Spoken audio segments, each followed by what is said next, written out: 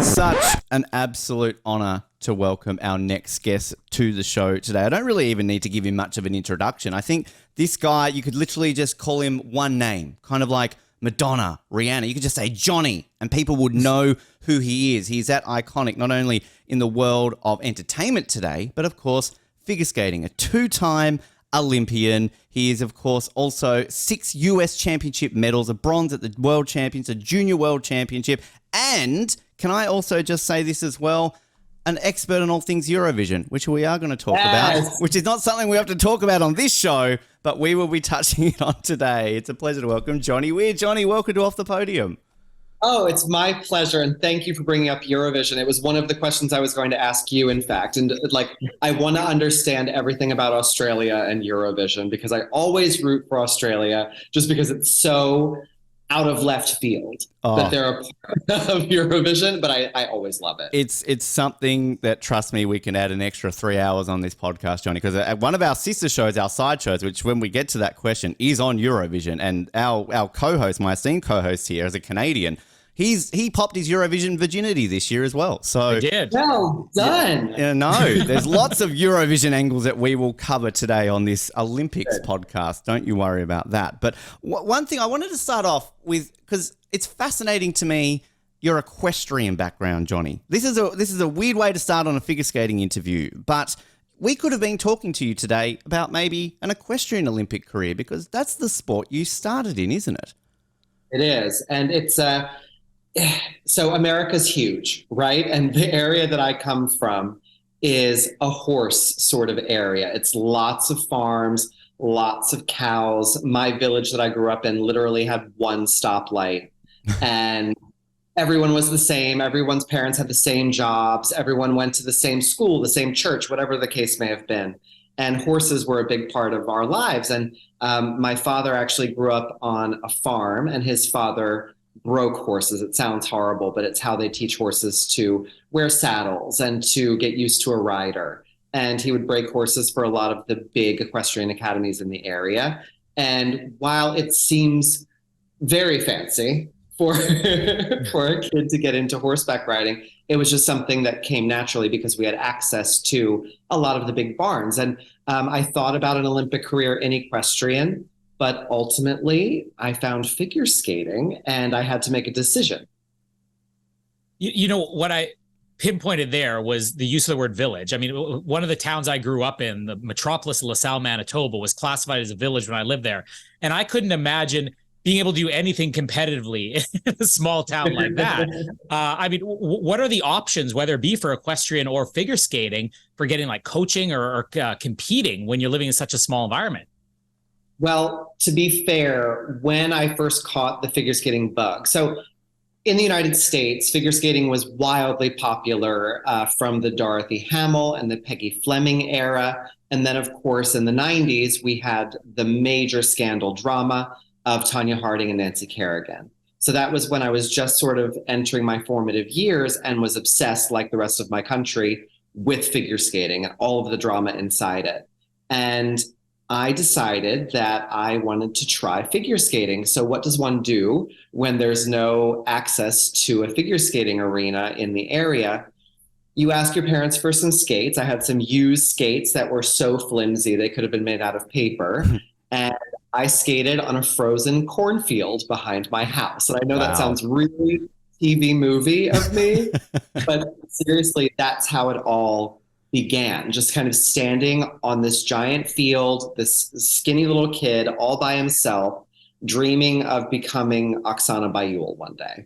Which I was going to ask, back in 94, when you mentioned Nancy and Tonya, US crazy, you were crazy for Oksana. As let's be honest, most of us were, and we still are, all these years later. But how does that go down when everybody's sort of following that, but you're cheering for this, young Ukrainian instead, that then is a massive, obviously, influence on your career? Absolutely. I think that's the thing about Olympic sports or Eurovision or the world that we live in as far as entertainment is concerned, is that something attracts you to certain artists, to certain athletes, to certain football clubs, whatever the case may be.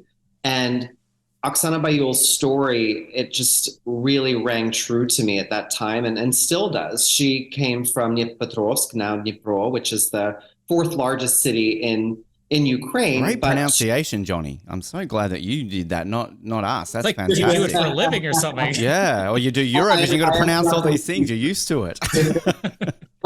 We do have to, when I'm commentating, we have to pronounce a lot of names from all over the world. And I really try to be a citizen of the world and do my best to pronounce things properly. But I'm a Russian speaker, I'm a French speaker, so the language background helps. But her story was that of an orphan who ultimately went on to captivate the entire world in a boa-covered pink dress. While the rest of the world was focused on something else, she stole that moment and made it her own, and the world sort of stood up for her. This orphan girl from the middle of nowhere, in my opinion at that time, the middle of nowhere, Ukraine. And I just found that to be so inspiring for a young kid watching the Olympics at home.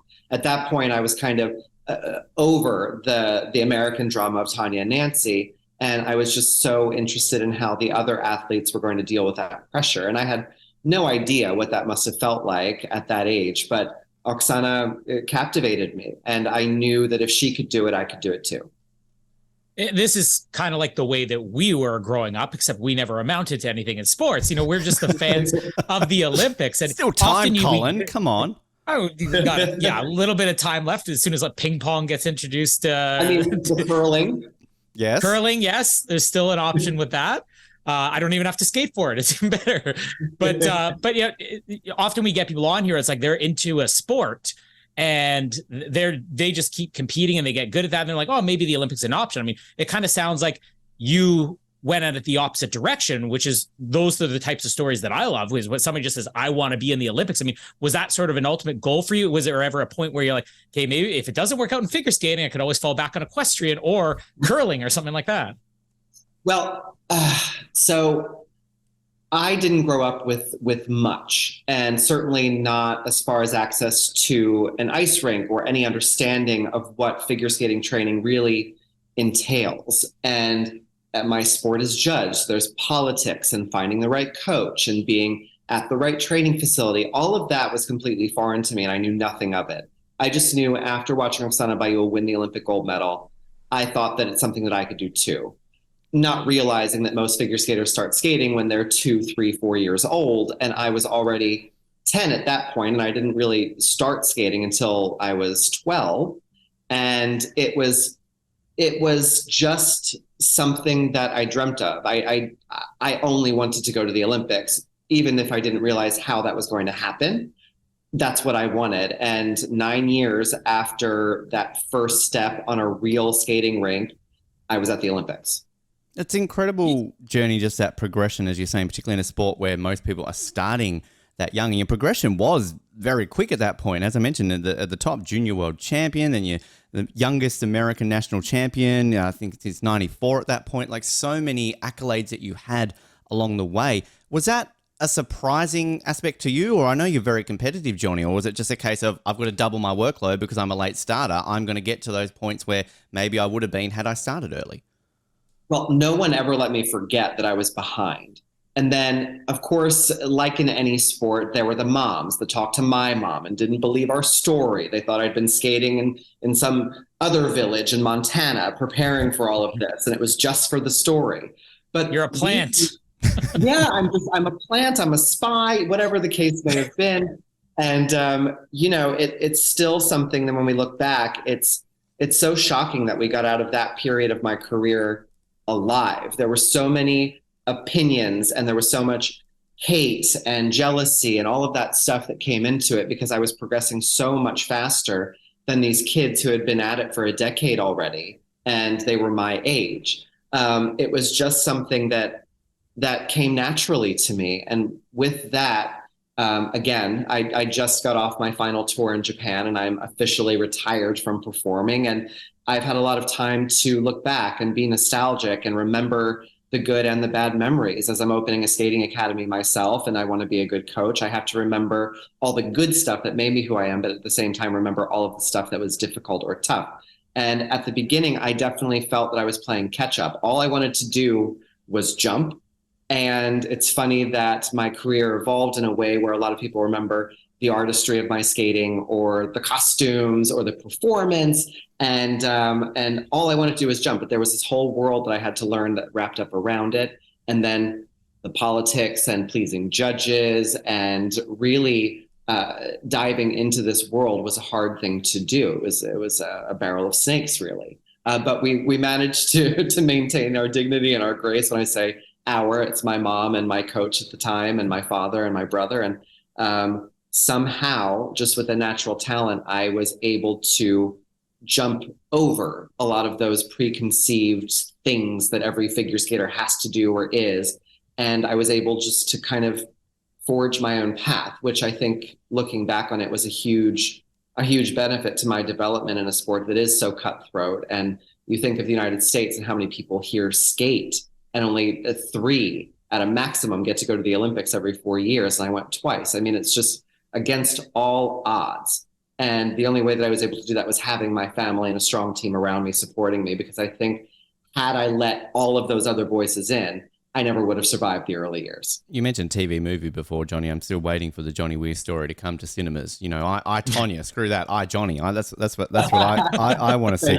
I love always whenever we get athletes on the show who sort of have been involved in different sports that I can't really correlate them to. So I'm just trying to ask or work out, can you correlate anything from your equestrian days into when you transitioned into figure skating? I mean, horses jump, you jump on the ice. That's maybe the only thing I can think of. But I mean, in a serious note, training, anything that kind of helped you in a weird way when you took that transition and fully focused on figure skating and scrapped equestrian? Well, that's the thing. If there are parents that watch or listen to this, everything that your kids do, athletically or with sports or just weird little things you see them doing, ultimately it's training or it's cross training. So equestrian gave me at a very young age a strong awareness of my body and where I have to be strong to stay sitting straight up in a saddle. And those muscles are very similar to keeping your body strong, preparing for a triple axel. It's a human body. It's a lot of muscles. Some muscles are more beneficial to swimming, where some are more beneficial to skating. That's why when you watch the Olympics, you just see copies of people coming out to jump into the pool or race the track, because there's a certain body type that works for so many sports. And an awareness of that body is so important. And I think equestrian gave me that basic understanding and basic knowledge of body awareness. And that's obviously very important when you're on a slippery surface or you're hurling yourself into the air. You have to know where all of your parts are. And definitely, like, that's what I've correlated equestrian to figure skating with. And I spent a lot of time just jumping with my friends on a trampoline. I mean, something as basic as that helped me understand my body. So in a way, I was preparing myself to take advice through all of the things I did with my friends. Yeah, I have 4-year-old twins, and one of them literally will spend half of his day jumping on a trampoline. And I've always thought, okay, he's got hopes for trampoline in the future. Like, you could do 2 sports. Now you've opened this up to me. It's like you could be a summer and a winter Olympian. I mean, there's so many options for him now. It's fantastic. Truly. And it's I like thinking outside the box. If your listeners know me, I mean, they'll know that. But if everyone's new to me, I like doing things my own way. And that's that includes looking back and learning lessons from my past. And I know that all of the little weird kid things I did, whether it was making my friends do foot races with me, that's cardio cross training, horseback riding, that's body awareness training. I did try, so gymnastics was a sport that I loved when I was very young. And at 6, my artistic gymnastics, at 6, my mom took me to a gym in the city that was near us. Probably had maybe 10,000 inhabitants. Wow. And it was a drive to get there. But we went, it's Lancaster, Pennsylvania. And we went into this gym, and the coaches were a Russian dude and a Chinese dude, and obviously leaders in gymnastics. They took one look at me and told my mom that we'd be wasting our money, and you shouldn't do this because you already don't have the right body type. Wow. So, you know, if at first you don't succeed, try again. So I got turned away from gymnastics school, got into a figure skating school, and the world became my oyster. The rest is history. I'm 36 years old, Johnny. Try again is my motto. As I said before, never give up on hope. I'm going to be an Olympian one day, be it, 60. I'll get there. So I like hearing that motto. I don't know if you've ever been asked about this competition, Johnny, but one on the journey to the Olympics, 2001. The Goodwill Games, which happened right here in Australia, a little forgotten about event that I don't know if many people talk about. I mean, in all seriousness, one of your, if not your first taste of a multi-sport international event. As such a young skater who is still progressing through the ranks, what was that experience like to come to the other side of the world, be around athletes from other sports, and kind of taste that? And did that help you prepare for the Olympics 5 years later? Okay, so the Goodwill Games were a huge turning point for me in my career because I had just won the junior world title.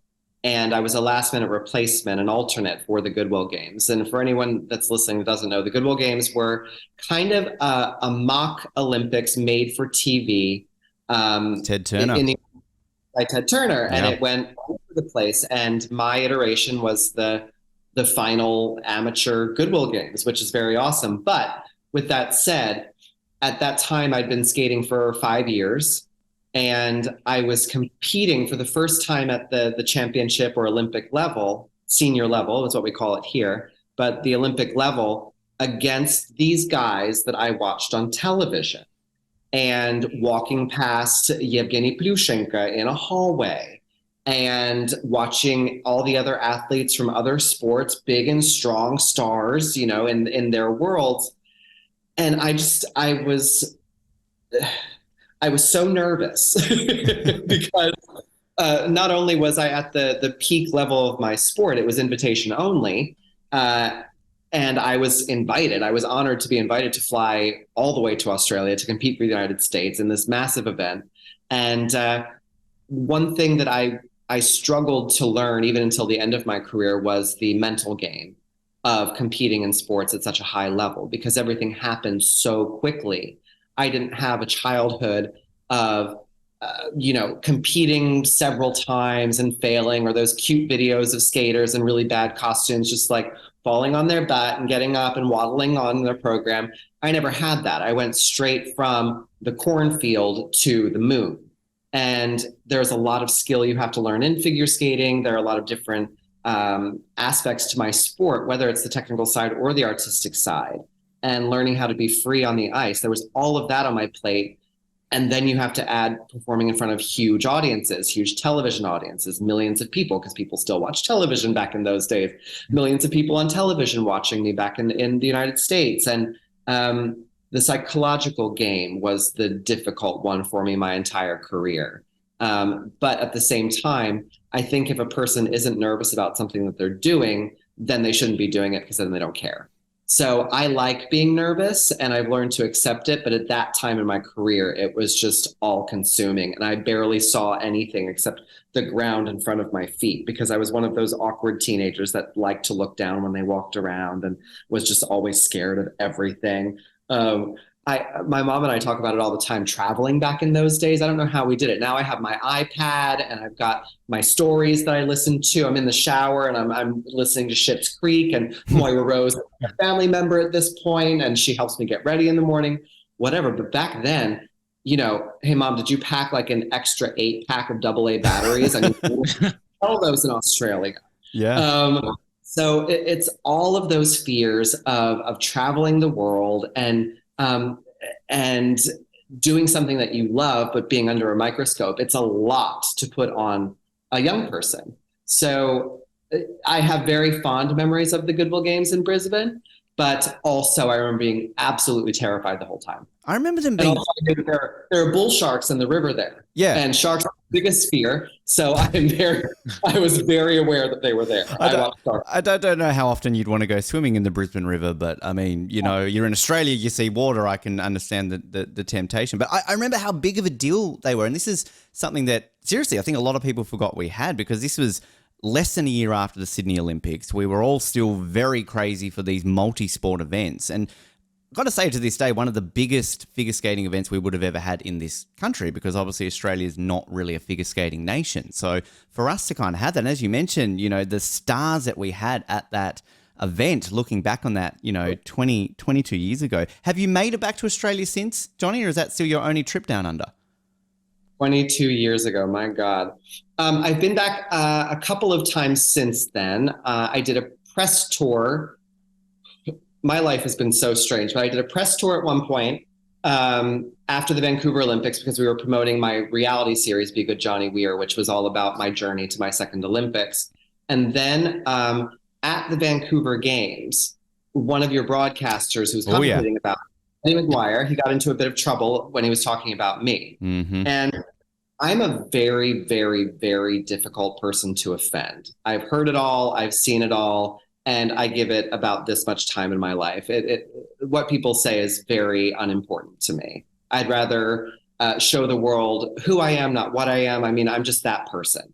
I live, again, I'm out in the middle of nowhere in a village because this is where I like to be. So gossip means nothing to me. But Eddie had invited me to perform at the Docklands in Melbourne, and I was super honored. And I knew that he was in hot water about me. And I hate anyone that misspeaks or makes a mistake, not giving them an opportunity to fix it. And I would hope that people would give me that opportunity as well. So I went, we had a wonderful time. The shows were wonderful. And one thing about performing in Australia, or really doing anything in Australia as a foreigner, is I love the energy that Australians have for welcoming people to their country. I think that Australia is just so far away from everywhere. And it's such an honor as a non-Australian to be invited to do anything in Australia. But the welcome there is just out of this world. People know how long that plane trip is, and they're just so appreciative that you're there, that whether it's the Goodwill Games or performing in the shows at the Docklands, whatever the case may have been, it always feels good to go. And I hope that I'll visit Australia many more times in my life, just because it is so special. I don't know if it's in the background or not. I have eucalyptus out back there on that table. Oh, look at that. I just like in it. honor of the specialness. But yeah, Australia is a special place to me. And when I went for the Goodwill Games, the audience was so kind. It's like they knew that I needed a boost from them, because I was 16. I was really out of my depths. And I have a special place in my heart for Australia, certainly. And now, as the American host of Eurovision, I just revel in Australia's place in my life. You're really fitting well in this. We'll test you with Canada soon with Colin, and also, of course, you know, keep doing the great work on NBC, and you'll be here, of course, in about 9 years for the Olympics. But I'm glad you mentioned that about Eddie, because that was a big deal here. That was national news in this country, sort of everything around that. But I did watch the interview clip you did after your performance with Gian Rooney, and you kept mentioning like, "Hi Eddie, hi, I'll be down there soon, I'll be there." And then sort of even Eddie sort of came back and after the break and was basically like, "Oh, good on you, Johnny, you can come stay with me." So did you actually get to stay with Eddie Maguire when you went to Melbourne? No, I'll ask that. I didn't stay with him. I'm let's put it that I'm a difficult house guest, not because I impose my isms on other people. It's just I make people uncomfortable. Because I am so specific about the way that I do things and run my life. It's just easier to throw me in a hotel. So I was in a hotel, and again, it's so easy, especially now, to make a mistake. And I think it's important to always own the mistakes that we make. And as a broadcaster, you know, now I'm under a microscope, and you say one wrong word and you can be canceled or fired or offend somebody or make someone cry. And I think that everyone deserves a moment to correct their mistake. And Eddie was doing that, and it was not long before the blow up of social media, but you know, I knew he was struggling, and he turned out to be a great guy with me. We enjoyed our time together, and I knew how big a story it was down there. And if there's ever a way I can help another person, I try to, unless they really don't deserve it. But Eddie's a nice guy, and he just made a little mistake. One of the things that I find so interesting about figure skating, even in comparison to something like gymnastics, there's so much more individuality. I mean, it almost seems like half of what a performance is about how do you stand out from everything from outfits, the music choice, and the style of skating and everything. I mean, you're kind of well known for being very involved with your own outfits and everything. I don't know if it's the same involvement with music choices or if this is even normal in the sport. But I mean, is this something from the beginning that you were able to kind of take charge on that, or whether there was any hesitation with you maybe being able to make these choices from the beginning? Well, it's a mixed bag, and it's a long story, so tuck in. So you're gonna fit so well on this show, Johnny. Good to hear. I'm trying to fill our hour. But on the surface of things, for every skater, it's different. There are certain skaters that really just like to focus on the technical aspects of what they're trying to achieve, and their coach or their choreographer picks the music, throws them in a costume, and says, "Go jump." There are other skaters that are really all about the process and like to almost go into, like a method actor, go into character for the year. And you'll see it a lot, especially in ice dance, where, they grow the mustache for the year or whatever it is. And for me, my comfortable place was having full ownership of my choices, because that was something that I could rely on. Again, it goes back to me just starting really late in a sport that I really didn't know anything about. And when you're out there on the ice, you're completely alone. No matter how much coaching you have, they're not standing there and helping you through a performance. It's all on you. So I wanted to be sure that every aspect of what I was giving to the world was authentic and was me. And that was only really invigorated in me. I don't know if that's the right word, but early in my career, after 4 years on the ice, I became the junior world champion, which then puts you on a lot of people's radars. A first agent came to me and my mom in a hotel that we were staying at for a competition and kind of offered us the world. And we can give you everything that you've ever dreamt of, tours and endorsements and money and all this blah, blah, blah, but you can't be gay. And this is when I'm 16 and still like not even comfortable talking about that with my mom. And we never broached the subject because, again, I'm one of those people that's not a flag waver for the most part. I want you to focus on the things I put out into the world and who I am, not what I am. So I've never really seen my sexuality as being that important. And I know I've gone on a really windy road here. But again, perfect for this show, Johnny. This is what happens all the time. It's great. So that happened. And at the same time, I was starting to be viewed as America's next great hope and the next skater that could win the Olympic gold medal for the United States. And I definitely felt that pressure, but it went to another level when officials would come and we call them monitoring sessions, where they watch you run through your program to make sure that you're fit and that you're prepared for competition, and that essentially they're not wasting a trip on you, that you're ready to compete and everyone's happy with your costuming, your performance, and your condition. So it was my first full year the second full year on the Grand Prix series, which happens every autumn. And it was an Olympic season. So it was 2001, 2002 season. No. Anyway, dates. I'm elderly. Anyway, they basically told me that my wrists were too limp, that my hair was the wrong color because I had highlights in it, that my costumes were too showy. And by showy, it was kind of the code word for too gay. Wow. And at that time in American figure skating, they were definitely pushing a more all-American, masculine dude to be the face of U.S. men's figure skating. And I wasn't that. I watched the Eastern European and Russian skaters growing up, and I was inspired by the more balletic and theatrical styles that they had, more so than the American men. So that's who I followed and those footsteps that I followed in. And at that time, when they came there and told me how to be and what to wear and how to talk and what color my hair should be, somehow I had the inner strength to be like, screw them. This is my life. It's my journey. This is what I can put out into the world. And there's nobody that controls that but me. and my mom, because she was still paying for me to get my hair highlighted. But yeah, it was from an early point in my career where I wanted full ownership of everything that I was doing because it gave me power, it gave me strength.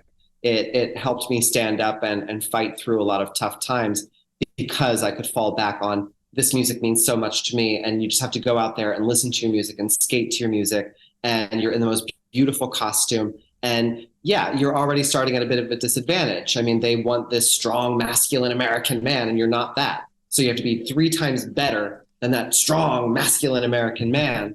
So that's the pressure I put on myself to be that. So there'd be no question that I was the best one, and nobody could take that away from me. And have we seen now that 2 decades have passed that it's advanced? Are people now more open to, say, people with your style? Or if not, is that something you're trying to instill in your academy at the moment? Definitely. I mean, first of all, my academy is open to everyone. I mean, I want people that want to go to the Olympics and compete internationally, but I want people to have a home and to have a safe place to train for the Olympics and have it be supportive and kind and velvety and soft. And there are a lot of harsh edges in Olympic sport. And I tell every prospective student and their parents, if you're looking for a warm, fuzzy environment, Olympic sports isn't necessarily the easiest place to find that. But I'm going to try in every way that I possibly can to protect my kids and to make them feel as strong and empowered as they possibly can. But in my sport, there's definitely been so much progress. And I think an outsider's view of figure skating is that it's basically filled with beautiful women in pretty dresses and gay dudes. And that is still the predominant idea when people think of or imagine figure skating. And when you are a figure skater, in the United States anyway, especially. But when you're a skater, you have to think about your judging panel because they ultimately decide if you're going to have a future or not. And you think, well, they're about a half a century older than me. Maybe I can tone this down a little bit to please them. Maybe I can go a little bit softer with the music so I can go harder with the costume. But now I think that, there were, of course, gay skaters who came before me and very theatrical and balletic men that came before me that helped pave the way for me to have a platform to stand on. And I like to think I had a small part in the skaters that have come after me that felt more comfortable to be themselves in international figure skating, to stand on the ice at the Olympics and be able to be completely themselves. And I'm inspired by this new crop of athletes that are living their truths in front of the world. All colors of our rainbow are represented in international sport and Olympic sport. And I think it's a wonderful thing. And it's definitely a reflection of the world around us, being more accepting of people that are different.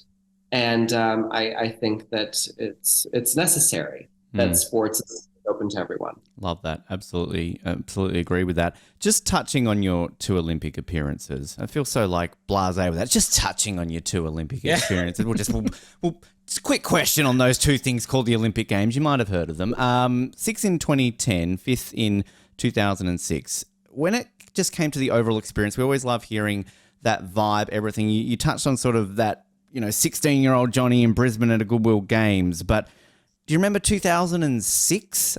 Your first Olympics, sort of being exposed to everything along those lines, village life and just the glare of the world that comes from an Olympic Games, particularly on the sport of figure skating. Oh, I think I just started sweating in the small of my back and I got killed. Got to achieve that tick. All right. That's what we wanted today. So the dream was always the Olympic Games, and then it happens. And especially in niche sports, like most Olympic sports, you get used to that comfortable little world, and you get comfortable to seeing the same fans and the same judges and the same athletes and the same television crews, and you just get used to it. And then you make the Olympics and you're on the front page of every newspaper in your country. You have signs in your hometown that say, "Go Johnny." And that in itself is a lot of pressure to put on someone who's not used to that kind of attention. And I'm not shy in front of a camera, but I'm against what most people would think of me is that I am a shy person. I'm inherently very, I'm a homebody. I like quiet. I like subtlety and just the beauty of quietness. So you go to the Olympic Games and it's nothing but loud. And as we mentioned already, I'm pretty particular in the way that I travel and the sort of creature comforts that I require to really put my head on straight and get my job done. And village life, it was intense. I remember rolling up to the village in Torino, and I didn't have a quilt on my bed. It was just like a single sheet. I'm like, well, it's February and it's cold. And these were quickly built sort of apartment complexes. And nothing about this is comfortable. The security, as it should be, is very heightened. So I can't see my mom. And that my mom is a huge part of my career. And while I was young enough, we always roomed together. And she was my back and forth, my caretaker, my muscle, my brick wall. And at the Olympics, she couldn't be anywhere near me. So that in itself was difficult. I had to steal blankets and a lamp and a toilet seat. Wow. A toilet seat. A toilet seat for my unit. So I requested that I would not have a roommate, which is very rare at the Olympic Games. So it was my first one. I was the national champion coming in. So I thought, Johnny, if you're ever going to use any bit of swag or have a diva moment. So I just said, I know it's probably really difficult, but I don't want a roommate. It'll just completely throw me off. And I can't have anyone in this space. So I was in a house. It was a 3-bedroom sort of condo townhouse thing. And I was with the coaches for curling and cross-country skiing, I do believe they were. As you often probably were in your career, Johnny, I can imagine. Yep. Crossing paths every other week. It's the posse. It's the crew. But first of all, I loved that it was coaches and not athletes, because the energies of the other athletes would have completely thrown me off. But the coaches I could deal with them, and we were on completely opposite schedules. So I never saw them. And I had a private bedroom and a private bathroom. Hence, I had to steal a toilet seat. But, it was everything that athletes always post about on social media. I mean, it was quickly built. It's not a hotel. They're apartments. They're going to be apartments after the fact.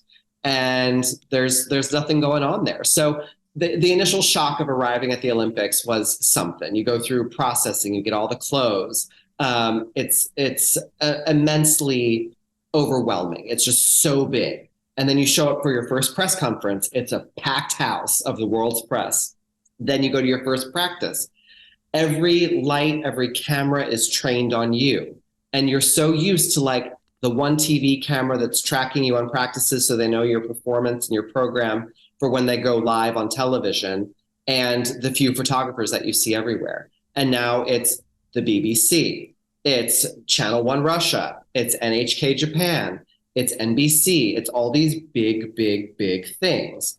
And then you go out and training is not normal. So you're there for a week and a half before you actually start competing, whereas usually you'll show up a day or two before the competition starts.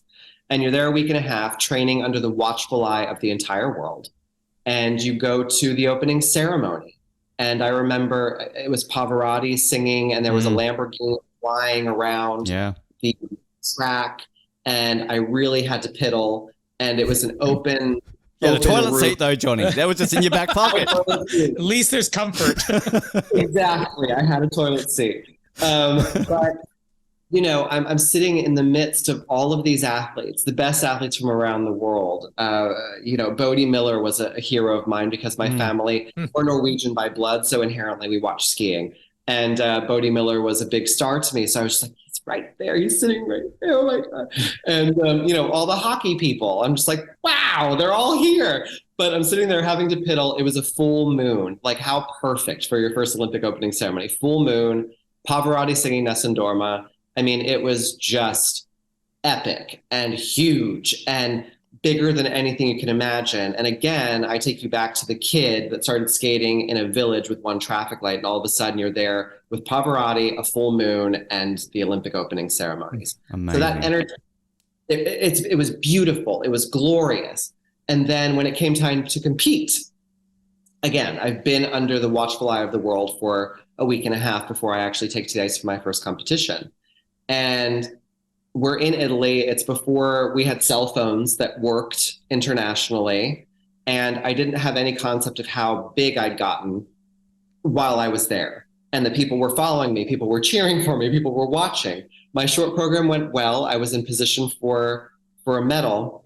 And then in that day, in between the short program and the free skate, my brain just vacated Italy. I couldn't eat, I couldn't sleep, I couldn't walk in a straight line, let alone figure skate well. And it was an out-of-body experience. And I just, for the first time in my career, in my short career, 9 years of being on the ice, and then I'm in this Olympic medal contention position, I was done before I even tried to compete in the free skate. And I missed a bus getting to the rink because they changed the schedule on me. And I was just shaking constantly. After the event happened, one of the producers with NBC somehow had ratings from all over the world. And there were over 1 billion people looking at me when I had, at that point, the worst moment in my life, when I failed to win a, and had to watch it. It wasn't as rough as I remember it. I still can't watch it. Well, there goes that segment idea. Never mind. Yeah. We won't. The rewatch is not happening today. Thanks for letting us know. Appreciate that. I don't need to rewatch that. But it was totally out of body. On the warm up, there were 6 of the world's best men from 6 different countries. So you had the Russians screaming "Davai" nonstop. You had the Swiss cowbells. You had the Alliés from the French fans, the Japanese fans, the Americans screaming for me, flags waving. And at the Olympics, we share a venue with speed skating. So there's all this padding on the board. So really, you're 6 feet from your coach. And it was so deafeningly loud, I couldn't hear her. Any words of encouragement, any words like, take a breath, calm down, you do this every day, it's okay. I couldn't hear her. And then I went off the ice after the warm up, and just that dazed and confused feeling, like when you step out of a dark room into the sunlight for the first time, and it's just like your eyes have stars in them. And then I went and tried to skate an Olympic medal winning free skate, and I failed. And as crushing as that was, I remember I got picked for doping after I had this crushing performance. And, you know, as soon as I got off the ice, I was no longer America's sweetheart. I went through the press line, and all of the American press seemingly had turned on me and wanted to know why I'd failed and why I effed up so bad. And are you gay? Did that have a part in it? You know, it turned very quickly. And with that said, I got selected for doping, and I'm a shy piddler. So it took me hours after a horrible performance, not horrible, but a losing performance, sitting in this cold little room, watching all the medalists walk through and pee like that. I had to take the test like 3 times because I'd only fill a certain amount. And a lot of people don't know this, but you have to fill a certain amount in the cup for them to be able to test it. And you hadn't been holding it since earlier when you had to go. So I was just so dehydrated and so crestfallen and just empty. I was a zombie. I was a shell of myself. But my favorite memory of that Olympics was certainly the short program. I mean, I skated very well, the opening ceremony. But after I had this horrific moment in front of over 1 billion people around the world, I walked out after taking hours to dope, and my mother had been waiting outside. She couldn't get close to me, but there were these bars at the back loading dock of the Palavela in Torino. And she had clearly been crying, and she put her arms through the bars and hugged me. And that is my favorite memory from that Olympics, is because no matter what billion people saw me just have the worst night of my life, my mom was there. Love that, Johnny. Sorry, I just needed to mention, I love that. I love that part, the ending of that story. But then we had another Olympics, and I'm so happy that somehow, by hook or by crook, I kept it together and I was able to compete in another Olympics. And the way figure skating works, I mean, we talk about politics a lot, but at that point, I had to refresh my career if I was going to make it another Olympics. So my coach at the first Olympics had been my coach since I took the ice, and she was very much like a mom. But in figure skating, once you reach a certain level and once you have all of the technical skills that you need a coach to act almost as a manager, to manage your days, to make sure you run through the programs, to fix technical deficiencies, but not completely revamp the way that you skate. You need a new vision. You need a new push. So I found that in Galina Zmievskaya, who coached Oksana Bayul to her Olympic gold medal. And I moved away from home for the first time. And I'd had these huge moments in front of the world already. So I was experienced. And when I came back from Torino, in addition to, again, people still wrote letters then. I had stalkers, I had death threats, I had horrible letters smeared in dog poo sent to my grandmother's house. You know, all of the weird effed upness of the world that people usually only get through social media now, we were getting in our mailboxes because we were listed and we didn't know any better at the time. So there was a lot of bad stuff that happened, but also I became a household name in a lot of respects, and I was able to enjoy a little bit of that 5 minutes of fame, that celebrity that happens after an Olympics for many of the athletes. And that was fun and it was cool, but it wasn't as fulfilling as the idea of competing at another Olympics and correcting the wrongs and the mistakes that I'd made in my first one. So I threw everything at it. I gave everything that I had to competing at the Olympics again. And at that time, I had a crew that had fallen in love with my candor and my personality and my skating leading up to Torino, and they followed the Torino Olympics. And they realized there, I mean, this is their words, not mine, but they realized that I was the documentary about figure skating. So a young production company, Retribution Media, James Barba and David Pellerito, they became family and followed the process of leaving my mother, essentially, my coach of all those years, and staking a new claim on my career and moving away from home, away from my mom, away from that comfort zone, and really treating figure skating as my business instead of just a dream, because the business was going to another Olympics. And training with Galina, we spoke in Russian every day. It seemed that every doctor, dentist, shopkeeper, hairdresser that I worked with at that time was a suggestion from Galina, and they were all Russian speaking. So I actually spoke English with a weird accent at that point. And I had a case of the Madonnas, and I just, think for a while before I found my words. It was a weird time, to say the least. She helped me play the mental game. She reinvigorated me as a person and as a skater. And it was tremendous for me to go work with her. And it was bumpy at the start, and I didn't tell her that I spoke Russian right away because I wanted to listen to hear what she was talking about with Viktor Petrenko, who was part of her coaching team, one of her Olympic champions, and Nina Petrenko, her daughter, who helped me with choreography and artistry and getting through programs and stuff when Galina and Victor were away. So I listened in, and they were very complimentary. They were very sweet. So I finally felt one day when she was screaming at me from across the ring, trying to in English, and she just kept turning more and more and more red because, she is an older Soviet woman. Screaming in Russian is a whole lot easier than screaming in English.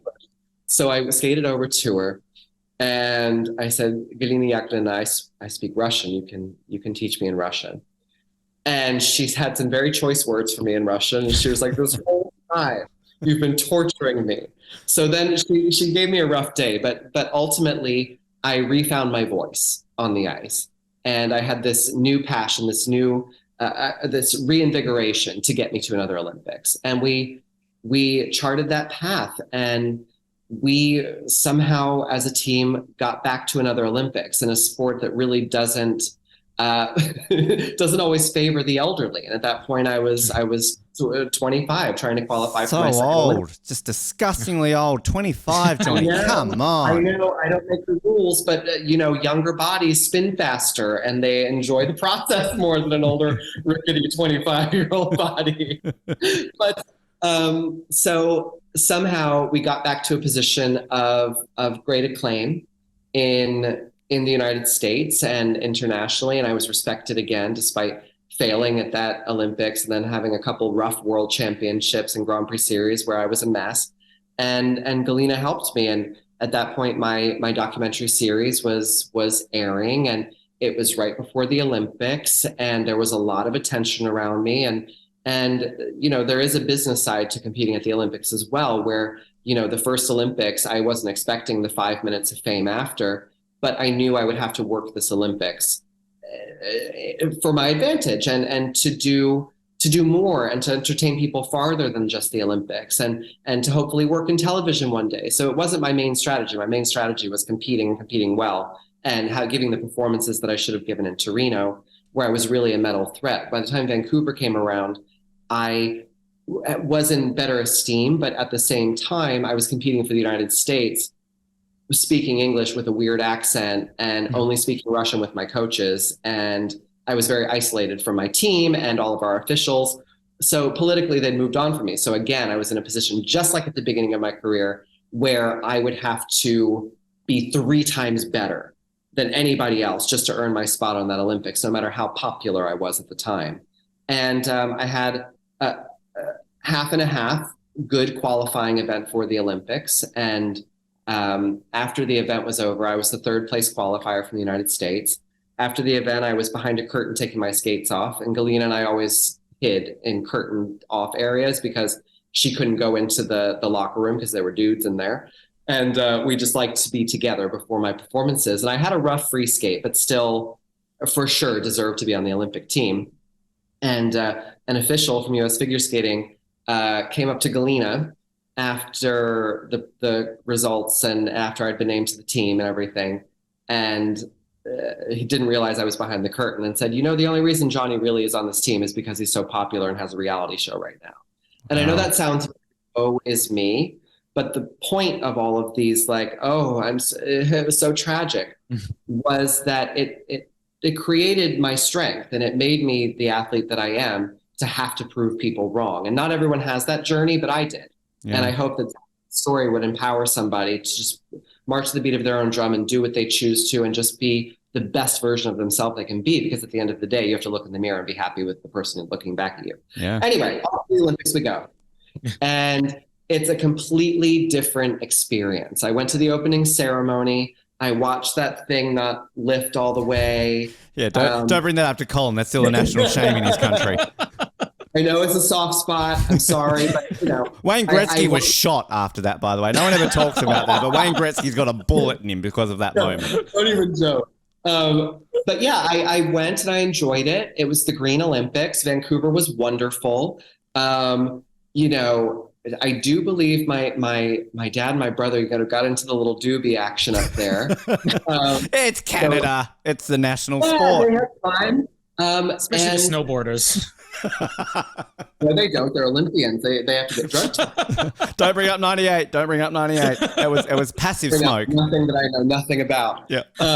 My brother and my father enjoyed Vancouver. But I was in a completely different mind frame for my second Olympics. I knew I wasn't really a threat, so the pressure was off. And I know it sounds awkward to say that because you always have to believe that you're a threat, but also in the back of your mind, you have to be a realist and know that you can't set yourself up to win an Olympic gold medal when politically, when there are other people deciding your fate, that it's just probably not in the cards for you. And you were robbed in Vancouver anyway, Johnny. We all know that 13 years later.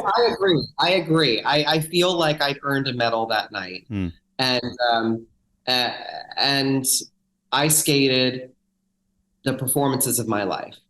And I don't know if it was because the pressure was off, theoretically, and I didn't have the hopes of America riding on my shoulders because there was another American to shoulder those hopes.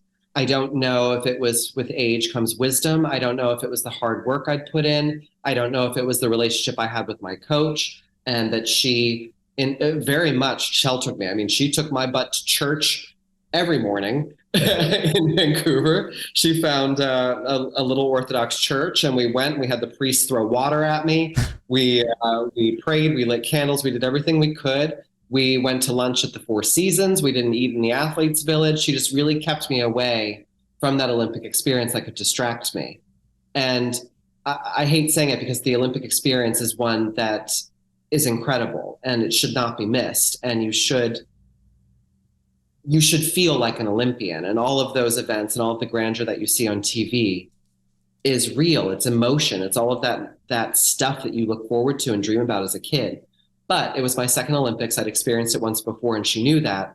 And she made it possible for me to have those best performances of my life, where I end my free skate in Vancouver knowing that I probably wouldn't win a medal, but more importantly, that I proved myself wrong. I proved that I could do this to myself.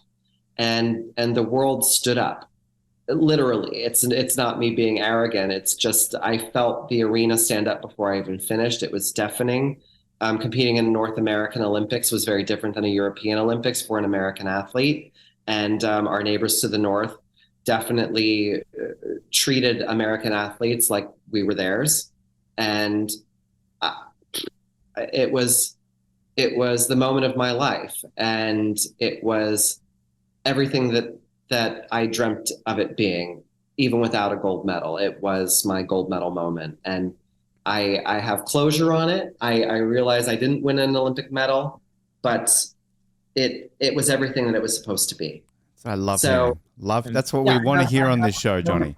That's I have no regrets. That's the perfect thing. And which I love just all the inspiration, because I mean, obviously we're an Olympic show, and all jokes aside, Colin and I never had, probably never will be Olympians, and we live through our guests to kind of understand that. But that's the sort of the journey I love hearing, because medal is fantastic, of course it is, but if you can leave with your head held high, knowing also that you were robbed, that's where you can reflect on that and kind of have that journey, which is still fantastic, Johnny, that you're still so positive and you can still so reflect on that with such a smile on your face all these years later.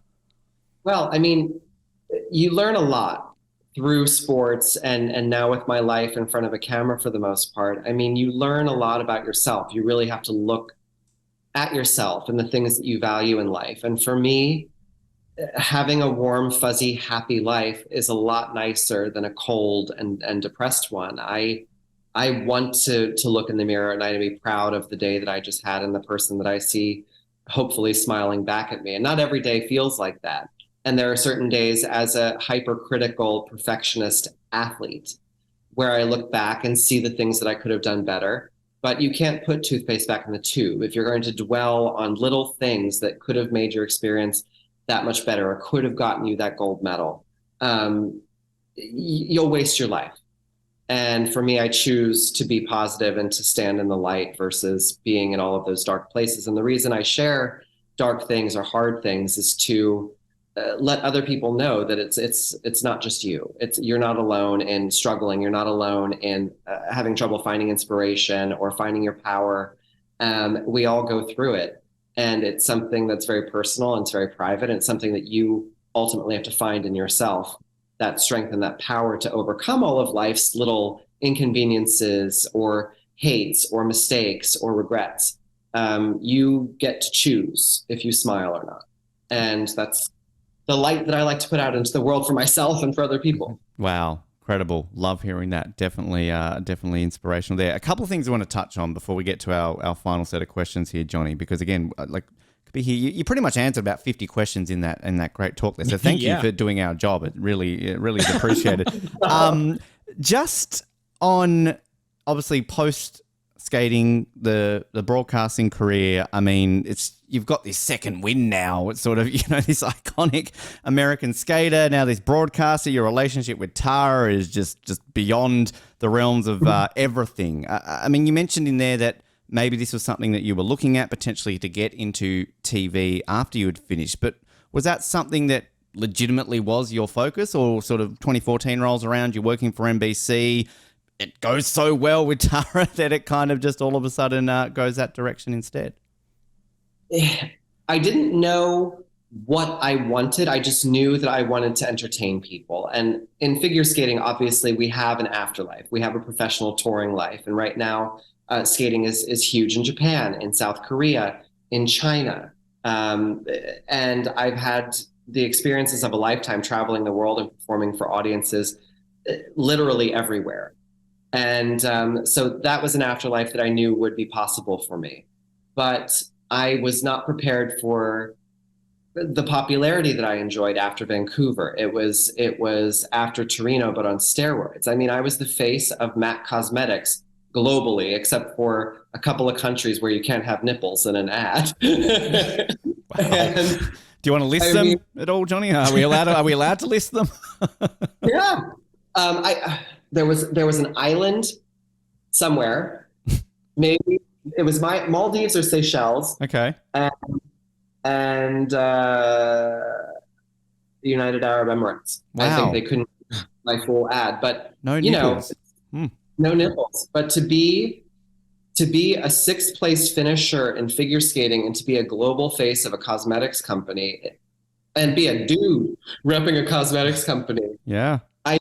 Things like that happened to me. I was able to write a book and have another season of a television show, and every network wanted to have me do something for them. And I don't know if it's because I had the reality show that really could show people my personality or who I am or how much I love entertaining people. When I watch something, I like to take people away, or when I watch something, I like to be taken away from my life for that hour or that 5 minutes, whatever the case may be. And that's what I like doing as an entertainer, whether it's on the ice or in front of the camera. I want to make people smile or laugh at me, laugh with me, cry, whatever whatever it is. But I had a body of work that I was able to prove myself, and a lot of that comes from sports, obviously, and I'm very rigorous with my preparation and working very hard, as is Tara. But my ability to perform comes from figure skating. We have to tell a whole story in 4.5 minutes to a panel of judges from all over the world without using our words and our voices. So a lot of that comes from my sport and my training, and figure skating and sport really has been my high school, my university, my college, my master's, all of those things. It's been skating that have prepared me for everything that I've done after.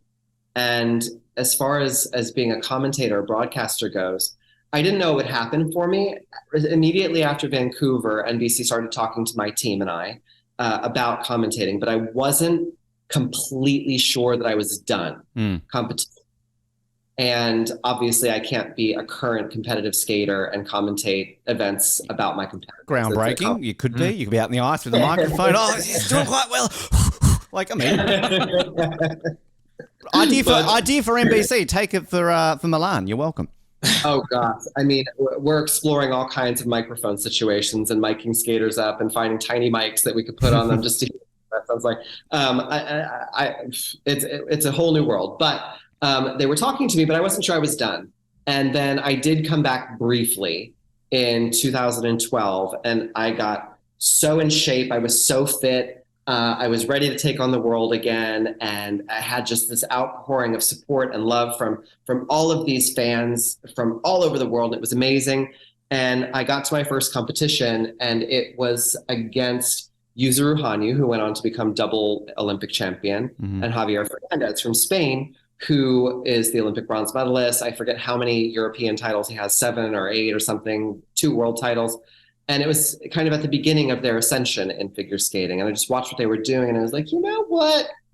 You might be a little old for this. You might be a little long in the tooth to keep up with these kids now. So I bowed out gracefully and finally told NBC, you know what? I'm ready to do this. So I went into the commentary booth for the first time, just commentating the men's competition, and Tara was handling the women. And we were very much the B team. So our A team was legends: Scott Hamilton, Sandra Bezic, And we thought it would be a million years until we actually got to be the A team. So we were covering the Grand Prix series. We covered the European Championships, basically the stuff that wasn't on live television that Scott and Sandra were doing. And then it came to the Sochi Olympics. And it was a tough Olympics to get through. For me, I was just at the very beginning of a very public divorce. I was doing my first Olympics as a broadcaster. I was still kind of reeling over the fact that Sochi, I was sort of hoping would be my last Olympics, plus all of Russia's anti-gay legislation that was coming into play, and having to answer to that for an entire community. And for me, at that time, it was all about being an Olympian first, and that goes beyond politics. And I would have wanted the opportunity to compete and be gay and be proud in front of a Russian audience, in front of Vladimir Putin. I would have wanted that experience. And at that time, I think I said that if the Olympics were held on Mars and I qualified, I would go. So it was just a lot of bigness happening all at once at that Olympics. And for Tara and me, we were covering every single skater, every single warm-up without breaks on the live cable feed, which generally at that time, still in the United States, people would tune in for the primetime shows, but we were covering it live. And on the East Coast, there was a blizzard. So people were stuck in their homes watching the Olympics and watching with us. And Tara and I went through a lot of personal big things right away early in our partnership. And I mean, to be fair, figure skating doesn't really teach you to make a lot of friends or to really trust a lot of people. But for some reason, we immediately trusted one another. And then early in our relationship, we're going through huge things in our careers and our personal lives, and having to be there for each other and to be a shoulder to cry on, and a microphone to talk into, and a mirror to look into to see ourselves.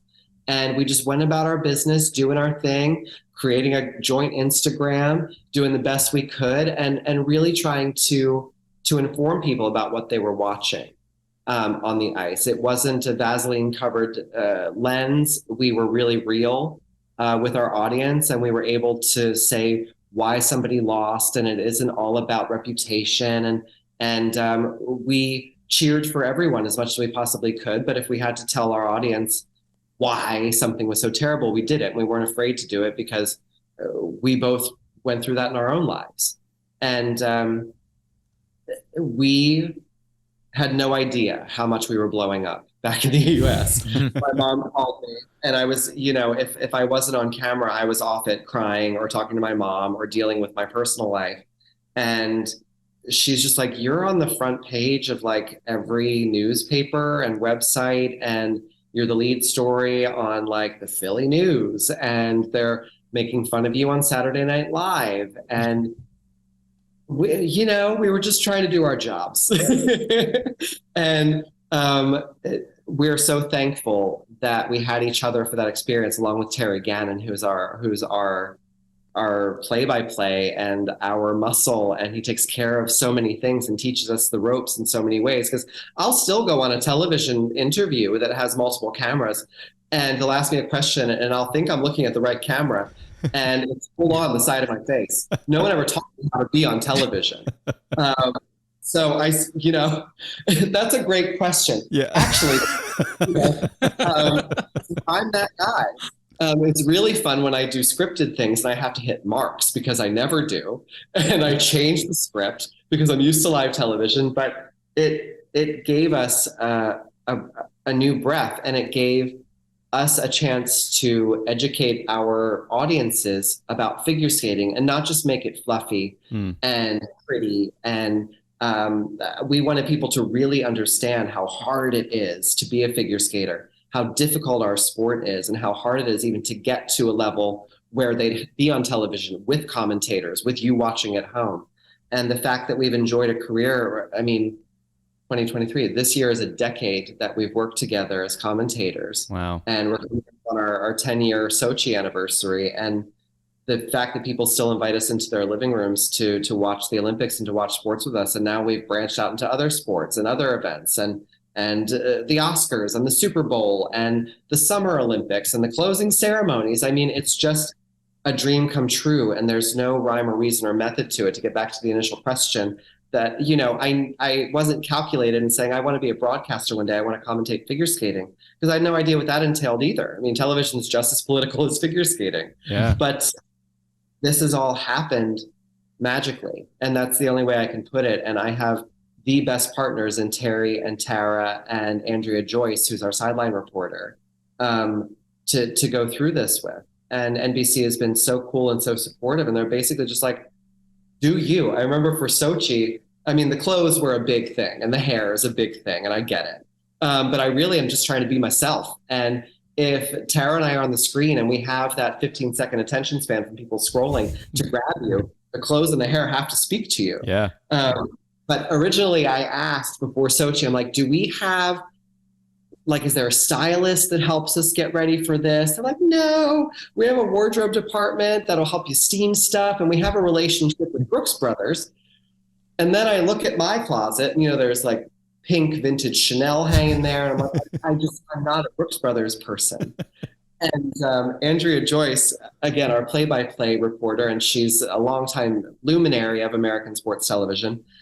She told us right before, so she's like, oh, you don't even have to pack that much. They're going to give you a whole bunch of gear when you get there. You know, the NBC Sochi t-shirts and polo shirts and stuff.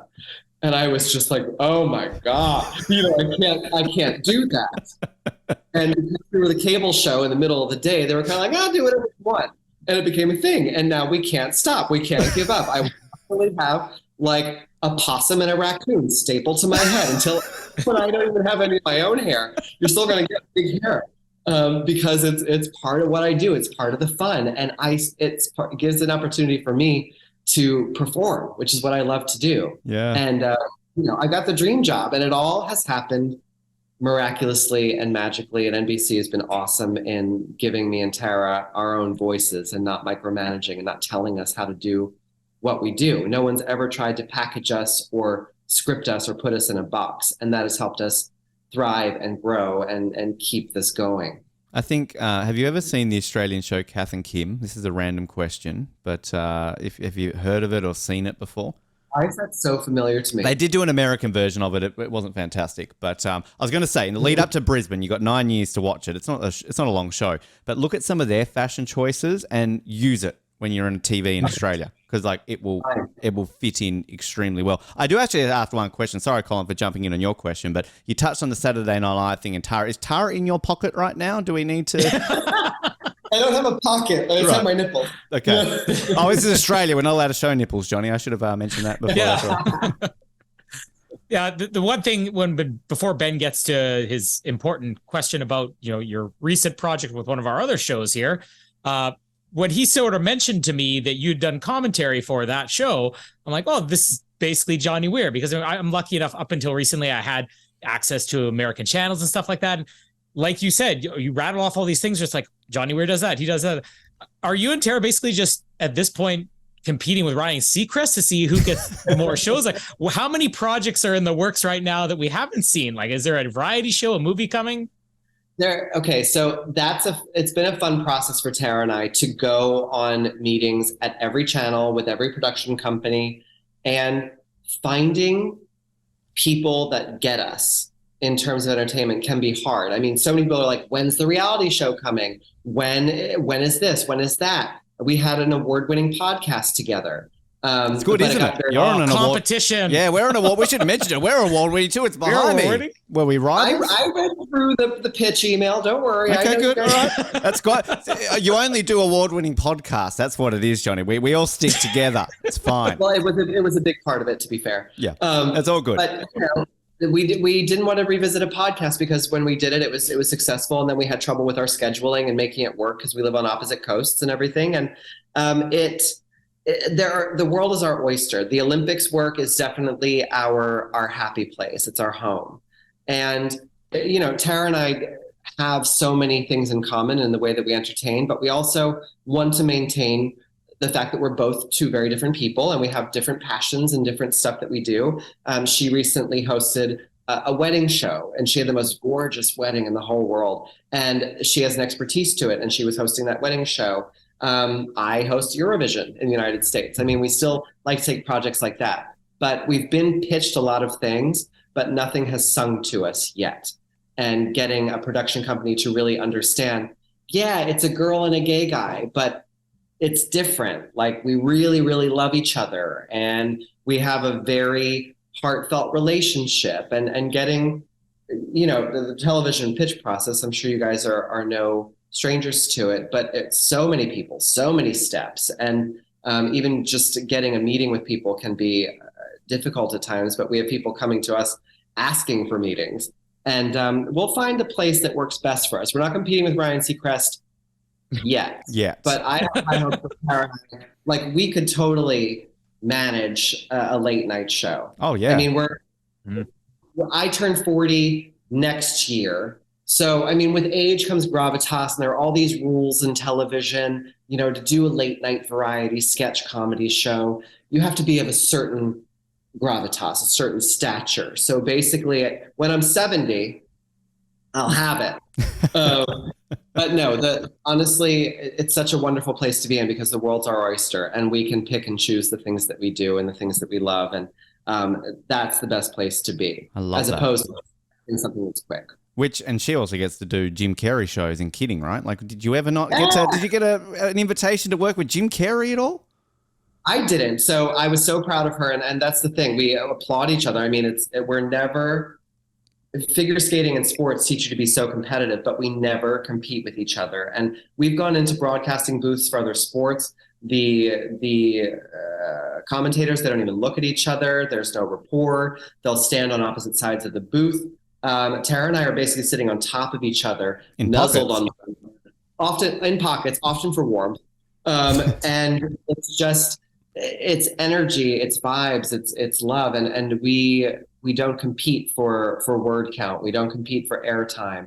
If she's got something great to say, she says it. If I do, I say it. And we step back for one another. And figure skating can really teach you to be very cutthroat and very on top of one another when it comes to talking. I mean, look how long I'm talking. I'm not even giving you guys, the host of the show, an opportunity to talk. The easiest Sunday morning I've ever spent in my life, Johnny. Exactly. It's fine. Thank you.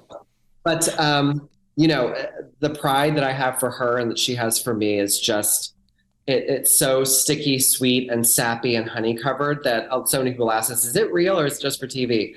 It is so real. The amount of messages I get when I post videos of me practicing, and she's giving me notes. She's like, that song made me cry, that move made me cry. You can do that a little bit better. And that's our relationship, and it always will be. And I had my stint on a Netflix show acting basically as myself. And she had her acting gig, and she had her hosting gig, and I had my hosting gig. And then we come together. It's like no time has passed. We don't even have to FaceTime when we do commentary from our homes. In the pods that we have, all of the stuff that's set up in our houses, so that we can call the Grand Prix, for example. We don't even FaceTime. We just can feel the energy based on our breath through the microphone. So it's very unique, very special, and very rare in broadcasting. You need to teach us some stuff, because Colin and I secretly hate each other. So this is a chore to do this, Johnny. But we're going to get to our final questions. But I can't not talk about Eurovision. Now, I was living in the States last year, and I was worried in May. I'm like, how am I going to watch Eurovision? This is a country that every time you say to somebody, I'm going to watch Eurovision, they look at you and what the hell is that? Is that that Netflix movie or whatever it was? I find it, NBC Peacock, there you are. And I was absolutely entranced. I'm not here to disparage on Australia's commentators, but you shat all over them. That is what I will say. You were that good, and I loved every single. I was sad this year that I wasn't in the States to watch your coverage of it. I mean, obviously we could sit here for another hour talking about this, but was this a dream to be able to front a Eurovision coverage? And particularly as well, you've got that added benefit of educating an entire nation on something that they don't really know a lot about. Right. So I've been a Eurovision fan for quite a long time. Since I first had it on my radar was probably when Dima Bilan won for Russia and Yevgeny Plushenko skated on the stage. Like, that was my first real vision of Eurovision. And American TV didn't cover it for a very long time. And I had, it feels really disrespectful to keep mentioning Russia, but I had Russian satellite channels in my home because it helped me with my language skills to hear it and watch the news and that kind of stuff. So I watched Eurovision on the Russian channels, and I just got more and more and more rabid about it every year. So cut to the Beijing Olympic Games, the majority of NBC's commentators did not actually travel to Beijing because the COVID quarantine was so strict that if we even had an inkling or a tickle, we'd go into quarantine for 21 days and completely miss the broadcast. They'd have no backups there. It was just a logistical nightmare. So the majority of our broadcasts actually happened from the States, which was, it was rough to commentate the Olympics from a studio, but it was the safe thing to do for the network. And I think Tara and I nailed it. There was a, it You was did a big, okay. yeah, but it was a big, hard Olympics to cover. There were just so many dramatic stories in figure skating, especially with the doping violation of an Olympic favorite, and no audience, and it wasn't as big and sparkling as usual. So it was a hard one from the outside looking in, but Tara and I think did a good job. But the benefit of being at our studios in Stamford, Connecticut, which is where the campus is for NBC Sports, the benefit of that was that all of our people were under one roof. So all of Peacock was there, all of Nightly News was there, all of the Today Show was around. So every time I'd walk down a hallway, because I'm not really a cubicle person. I don't know if you can imagine me kind of in a bullpen at our studios, but I go in when they need me to go in. And I walk in, I do hair and makeup, I do my job, and I leave. But this gave me the opportunity to see everyone and to meet everyone. And essentially, every time I walked down a hallway and I saw a Peacock person, which is our streaming service, who is our host of Eurovision, I would kind of walk by and let it echo through these big, massive hallways and just say, I really want to host Eurovision. I love Eurovision. It's a dream of mine to host Eurovision. And it stuck. I manifested that thing so hard. And it was the week before Eurovision 2022 that I got the call that they wanted to do a bespoke, that's what they called it, a bespoke version of Eurovision. And it was a dream come true. It was like easy peasy because I already follow all of the national finals. I download all of the songs. I still have one of the spinny wheel iPods. I'm not modern. So Miss those. Yeah, I download them all on iTunes, and I plug my iPod into the computer, and it downloads onto the iPod so that I can skate to it or listen to it in my car. I'm that kind of a Eurovision fan. So it was just like nothing. And then my pronunciations, my thrill of being a citizen of the world. And I love, there's been no greater education in my life aside from sports than travel. I've gotten to see so many things and be exposed to so many cultures and languages and ideas and shapes and colors and all of this stuff that I love bringing that back to the United States, where I saw some study recently where 70% of Americans have never left their tri-state area. So for me to go on all these great adventures and to bring back the things that I've learned or the things that I love to my country makes me so proud. And then to have a front row seat to the dress rehearsals that we get to watch streaming so we know kind of what we're in for the show. I mean, it is a Eurovision fan's dream, my job. Manifested it, love it. I hope they have me for forever and ever and ever. We're already talking about next year actually traveling to Sweden. I was going to ask you that. Like, is that on the cards? Because that's... I'm pushing hard. Push hard. Which, I mean, can you... Because obviously... This is maybe a question for another time, but like the broadcasters are the ones who essentially send the entrance. So now that you're this face of Peacock, NBC's involved, can you be like, hey, Eurovision, we're NBC. Australia's in it. I want America in there. No, I don't think America should be in Eurovision, because even the fact that the world had a vote this year, of course, all poo-pooed on, oh, America's going to throw this whole contest. America shouldn't belong in this. at all. We've And put I up with watched- it in Australia for 8 years, Johnny. Come on. We get it every year. That's why the televote hate us. But we tried the American Song Contest, and I don't know how well it did with ratings and stuff. But for me, as a purist, it wasn't the Eurovision Song Contest. But this year, I got to vote in the Artistic Award, which is voted on by the commentators. Who'd you vote for? Can you tell us? So I voted for Spain. Oh, okay. Do well in the grand scheme of things, but I really loved Spain's performance, and I don't know if we have that many Eurovision viewers on this, so I won't dive too deep, but Spain had a really beautiful performance and a great song, but it was not beloved the world over. It wasn't cha-cha-cha, was it? Oh my gosh, yeah, he was so good. But Lorraine, she deserved to win. I mean, she sang. Queen. And anyway, Eurovision is a passion, and it's something that I can sink my claws into for many years to come. I have so much fun doing it.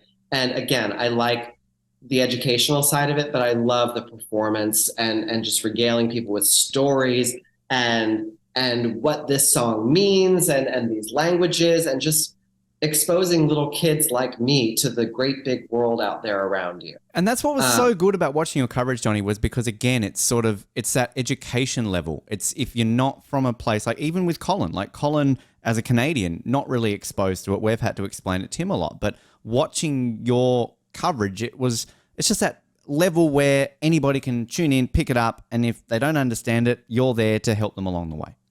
Thank you. Thank you for saying that. But I mean, to be fair, it's one great note about sports commentary that I got early in my career. I may not know what cameras to look at, but I do know that for a lot of our bigger shows, the U.S. National Championships are on the weekend, primetime television, and the Olympic Games obviously are huge. So 30,000 feet is the note that I got. So it isn't about explaining a precise turn on the ice. It's explaining what a turn is, for example. So it's a really delicate dance of not being condescending and being welcoming of casual fans of figure skating while not alienating the hardcore skating fans that tune into every event, even if they have to wake up in the middle of the night. It's a delicate dance for sure. But educating people about my sport and my world is something that's very important to me, because if I want, so many sports and professions are kind of losing traction to being a TikTok star or an influencer with the kids these days, that I think it's my duty to educate people on this sport, and that, it looks crazy, like to strap knives onto your feet and go twirl on an ice cube, but you can do it. You can try it if you want to. And this is what it's all about. Yeah. So speaking to everyone instead of just someone, I think is something that I try to think about when I broadcast. Great message. Love that. Definitely love that. Johnny, we're going to close this out with a set of fun, random, silly questions, which I think will fit in. Is one word answer things? Nah. I mean, it's whatever you want. There's even if you want to draw, there is a drawing element to it. It's completely optional, but you can draw something and send it into us, and we can share it to the world. Oh, you know what? I'm not a great artist. I feel like most of it ends up being a bit phallic, so I'm going to stay away from drawing. But if it's something that I can make a bunny out of the letter B. I learned that in school. Oh, I need to see that now. Okay, I'll send that over. Please do. I definitely want to see that. But so a bit of context. So Team Canada would give their athletes ahead of Rio and Pyeongchang sort of a written questionnaire that they would fill in. And they haven't done it since. We're a bit sad, but we like to get some perspective. So Colin and I know I haven't really let Colin talk a lot in the rest of this interview, but it's all right. It's Canada Day. He's celebrating things for him today. Exactly. We will alternate. So I'm going to start off with right now, Johnny Weir, what is your favorite all-time Olympic moment? Mine or someone else's? It can be anything. It can be yours. It can be something you watched on TV. Entirely up to you. Okay, so there are definitely three that stick out immediately. So it's hard to choose one, so bear with me. It's fine. So the first, obviously, watching Oksana Bayul win the Olympic gold medal in 1994. And these are figure skating ones because that's my world and they stick out the most. In Sochi, I watched Yuzuru Hanyu win his first Olympic gold medal in a costume that I had designed. Oh, And nice. I knew him when he was just a little boy and then grow into this great champion. And that was a very special moment.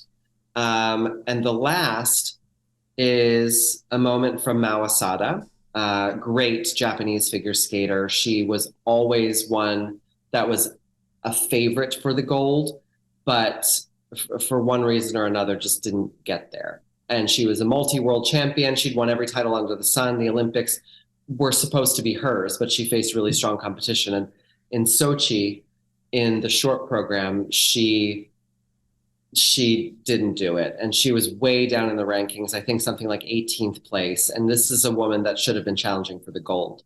18th place. And I think it was that year that they started reversing the order. So whenever the first place after the short program skated last in the competition. It may have not been, but something like that. Anyway, she skated very early in the free skate. And she's somebody that we would expect to see in that final group of 6, live television around the world, doing multiple triple axels and just being incredible. And her short program was so devastating. And she came back in the free skate stronger than anybody I've ever seen perform at an Olympic Games. It's rare that when you're under the bright lights that you have the performance of your life. It's rare that you'll be better than your best performance in practice because you have all of that pressure and all of those eyeballs on you, and it changes the perspective and the feeling of what you're doing. But she fought so hard, and it's one of 2 times I've cried as a broadcaster watching somebody have a breakthrough or have a performance. So aside from Oksana and Yuzu, I think watching Mao have that free skate, the perfect free skate that would have won her an Olympic gold medal. It was heartbreaking, it was devastating, and it was so empowering, and it was so inspiring. I think that's probably my favorite Olympic moment. Just jumping in before Colin there, what was the second moment that made you cry? It was right after the start of Russia's war in Ukraine, and we were commentating the World Figure Skating Championships. And it was after Russia and Belarus had been banned from international competition, but Ukraine still sent a team to the World Championships. And it was so hard to watch the Ukrainian team perform because you knew it had been many weeks since they'd been able to train properly. If they hadn't fled to another country, they were still, if they were even skating at all, having such a hard time of it. And Vanish Muratka, he skated in the men's short program in a t-shirt that said Ukraine on it and skated a clean performance. And the athletes were each other's cheering section and coaches, and they were with each other in the kiss and cry because the coaches couldn't leave Ukraine or couldn't get to the World Championships. And of course, funds and resources were placed elsewhere, but Ukrainian athletes were competing to show the world that they're still here, they still stand, they're still fighting for their country. And I was so moved by not necessarily just the performance, but the emotion around his performance and everything that he would have had to go through just to get there. It was like 9 flights and 2 days, and it broke my heart. And I cried. He was victorious and had a moment that he could be so proud of in front of the world. And obviously the world was in so much support of him and of the Ukrainian team.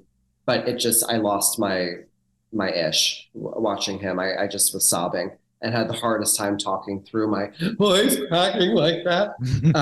So yeah, I mean, it was a moment that I think everyone should have cried for. This next one, considering all the stuff you've done, I have a feeling that somebody out there listening is about to create a comic book based on your answer to what would be your superpower if you could have any superpower. Oh. Wow. I mean, there are so many. Obviously flying. would be very cool. But I feel like teleportation might be my superpower. Be convenient. So you could be in two places at once. It could be convenient. I could zip in and zip out of Hermes, and they wouldn't even know where that bag went. Or toilet seats. Or toilet seats. So I would use it for a felony. But yeah, I definitely think that would be my superhero. I love it. We want that honesty. I'm hoping for an answer for this next question. If not, I will have a follow-up. What is your favorite sports movie? Wow. Okay. So I'm a dork, and I love a documentary. Okay. I love a sad documentary because when you watch a sad documentary, you can appreciate your life not being as sad as the documentary. But with that said, I've watched a bunch of sports movies.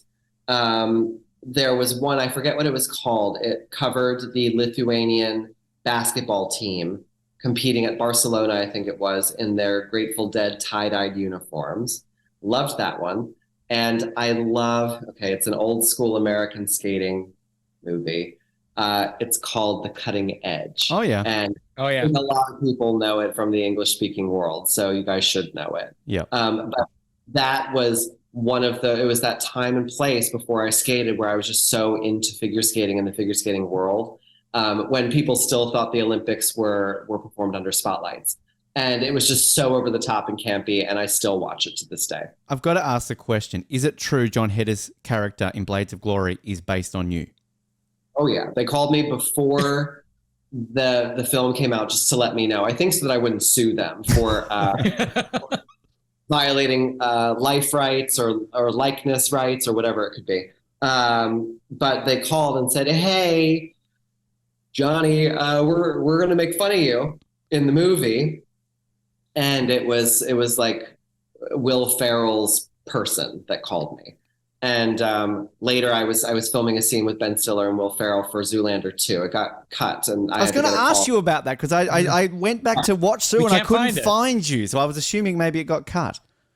I'm actually the first picture they show in the credits. So that's my claim to fame. I still get SAG credits for it, and I still get residual checks for like 20 cents. Wow. Every while. But so I got the call and they said, we're going to make fun of you. And Jon Hedder's character obviously was making fun of my swan costume with his peacock costume and just some of the way he approached press conferences, because at that time in my life, I was already delivering press conferences in Russian, French, and English. So he spoke Japanese in the movie. And I thought it was the coolest thing. I mean, it's the highest form of flattery to be able to parody someone.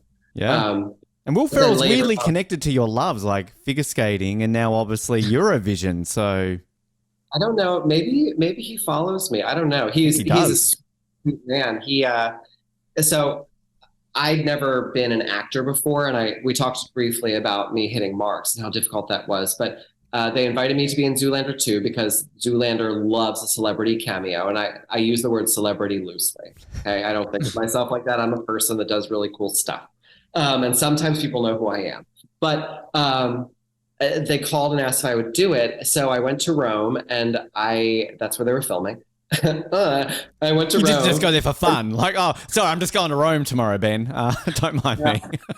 Yeah, I'll be there. So I just kind of waited around for a few days, and then they were like, okay, we need you on set, finally. So I was playing a prison warden in roller skates that was taking Derek, or Ben Stiller, to visit Mugatu, Will Ferrell, in prison. And my scene wasn't with Will, but it was with Ben Stiller, who was also directing himself as he was working. And I had to deliver lines, and there weren't many of them, but I was also on roller skates, inexplicably, I guess the skating. We were filming in this old kind of hippodrome tunnel, so it looked like a weird prison world. And at the end of the tunnel was just a wall of camera, sound, directors, papers, just people. And then on the other behind me, I didn't realize it until after our first take, But Will Ferrell was sitting there with his headphones on, watching every take that I did, and was just so excited. He's a big Olympics fan. It boggles my mind when I meet famous people and they're excited to meet me. Wow. That's a cool thing that happens. But anyway, that's that. Next question. Well, next one. I know we're going to get some type of good story with this one. What is your funniest childhood memory?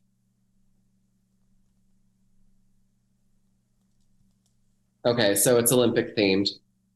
Good. It's competitive. It shows like what a crazy sort of badass competitive child I was.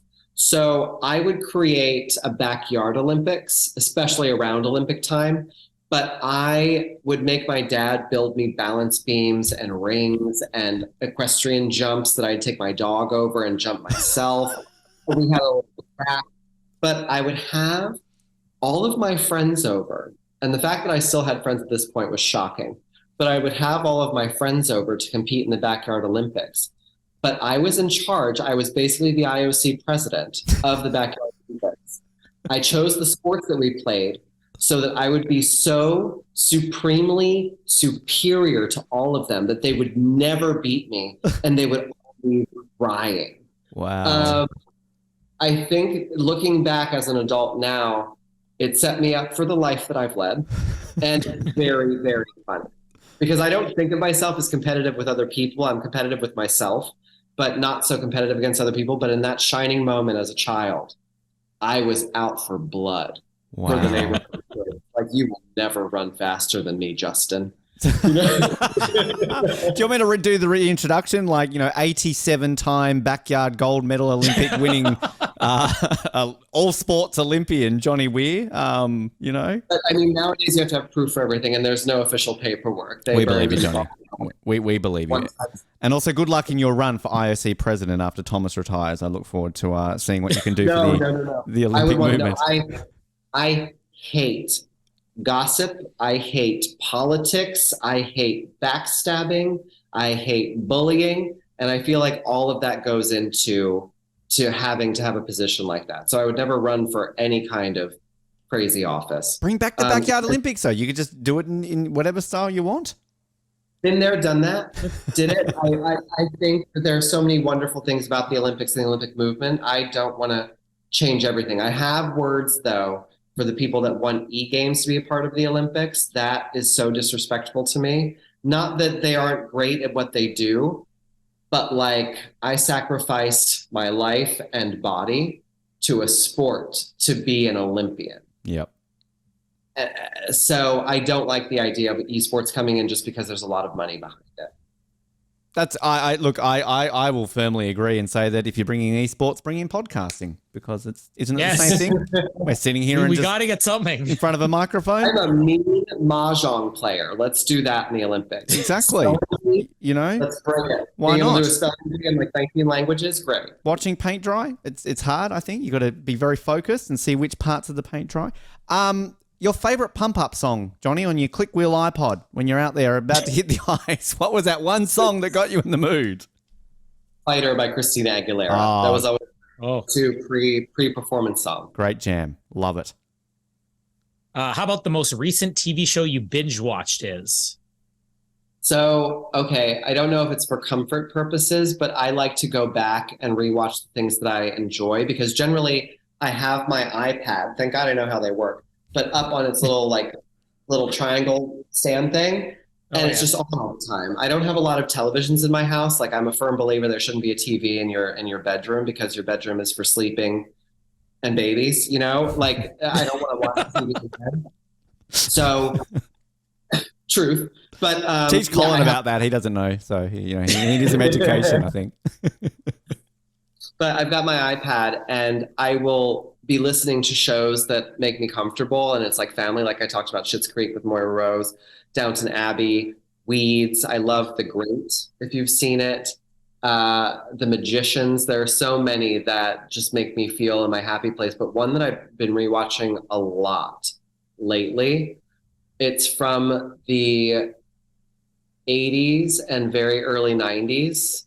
And it is called Mama's Family. I know it. Vicki Lawrence as a sassy grandma And sometimes, with as modern as the world has become, sometimes I like to go back to those naive days. Yeah. Where, oh, male actors don't wear makeup. What's a fax machine? Like, sometimes I just like to harken back to those days. So lately I've been binge rewatching Mama's Family.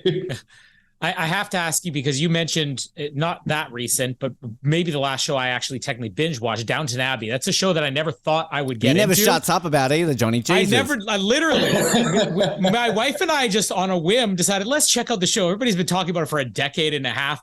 And we binge watched this to such a great extent that like I would be in one room watching an episode, and then I would tell my wife, okay, I got through the next 3 episodes. You got to catch up. And then tonight when the kids go to bed, we watch the rest.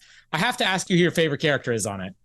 Oh gosh. Well, okay. So first of all, Lady Edith is in my top 3, like, least favorite television characters ever. She's right up there with AJ Soprano and Joffrey from Game of Thrones.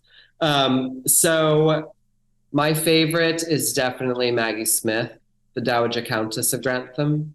I'm also a big Lady Mary fan. I know she's a bit cold and a bit opaque, but she's just so magnificent. I told my wife, I'm like, you know what? If you ever die, I'm going to look for Lady Mary as your replacement. Sorry.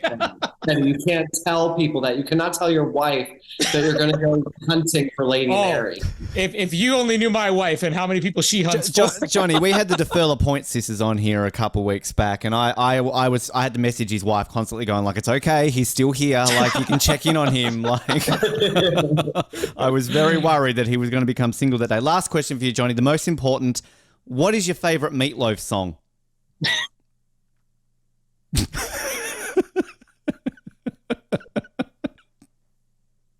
You weren't expecting that, were you? I like that he's going into Google. He's got a Google. I love this. Hold up. I know the song. Sing it for us, Johnny. Sing it. No, just you hold on a second. So, Meatloaf. The famous one. This is what Olivia should have been doing when we brought this.